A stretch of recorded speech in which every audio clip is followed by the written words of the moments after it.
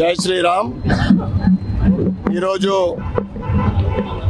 మహాత్మా గాంధీ 155వ జయంతి సందర్భంగా ఆయనకు ఘనమైన నివాళులర్పిస్తూ అర్బన్ నియోజక ప్రజలకు, జిల్లా ప్రజలకు, రాష్ట్ర ప్రజలకు, దేశ ప్రజలందరికీ కూడా ఈ జయంతి సందర్భంగా అందరికీ శుభాకాంక్షలు, శుభాభినందనలు.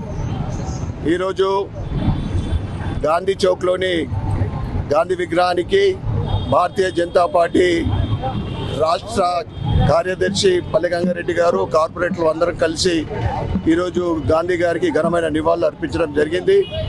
ఏదైతే శాంతిగా అహింసా మార్గంలో మన భారతదేశానికి స్వతంత్రం సాధించి పెట్టిన మహాత్మా గాంధీ అందరికీ మనం ముద్దుగా ప్రేమగా బాపూజీ అని పిలుచుకుంటాం, మరియు మహాత్మాని కూడా పిలుచుకుంటాం.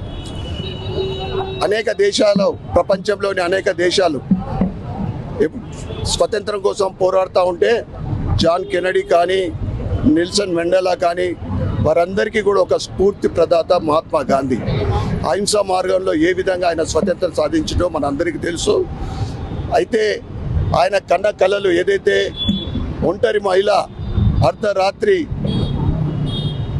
వీధులలో వెళ్ళినప్పుడు ఎటువంటి ఆమెకు అభద్రతా భావం లేకుండా తిరిగిన రోజే నిజమైన స్వతంత్రం వచ్చింది. నిజమైన స్వతంత్రం వచ్చిన రోజు ఆయన చెప్పింది. కానీ ఈరోజు ఏదైతే 60 సంవత్సరాలు పరిపాలన చేసిన ఒక ప్రభుత్వ మాధ్యమంలో ఈరోజు ప్రజలందరూ కూడా, యువకులు కానీ అనేక దురలవాట్లకు బానిసైతా ఉన్నారు.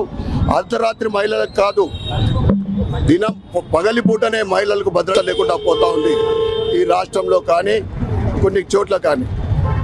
అదేవిధంగా ఆయన ఏదైతే స్వచ్ఛ భారత్, దేశమంతా కూడా శుభ్రంగా స్వచ్ఛ భారత్గా ఉండాలన్నప్పుడు 2014లో మన ప్రియతమ ప్రధానమంత్రి నరేంద్ర మోడీ గారు స్వచ్ఛ భారత్ కార్యక్రమాన్ని చేపట్టడం జరిగింది. ఆయన ఆశయాలకు అనుగుణంగా, ఆయన చూపెట్టిన మార్గంలో ఈరోజు నరేంద్ర మోడీ గారి ప్రభుత్వము తూచా తప్పకుండా అదే అభివృద్ధి మార్గంలో ముందుకు సాగుతూ ఉంది. నేటి యువకులకు కానీ, రాబోయే తరానికి కానీ ఏదైతే గాంధీ గారు చూపెట్టిన మార్గం మనందరికీ కూడా ఆదర్శప్రాయము. వారి చూపెట్టిన మార్గంలో దేశభక్తికి కానీ, దేశం కోసం కానీ మనందరం కూడా ఎప్పుడు సిద్ధంగా ఉండాలని తెలియజేస్తూ, మరి ఒక్కసారి ఆయన జయంతి సందర్భంగా ఆయన ఘనమైన నివాళులు అర్పిస్తూ ప్రజలందరికీ కూడా శుభాకాంక్షలు, శుభాభినందనలు.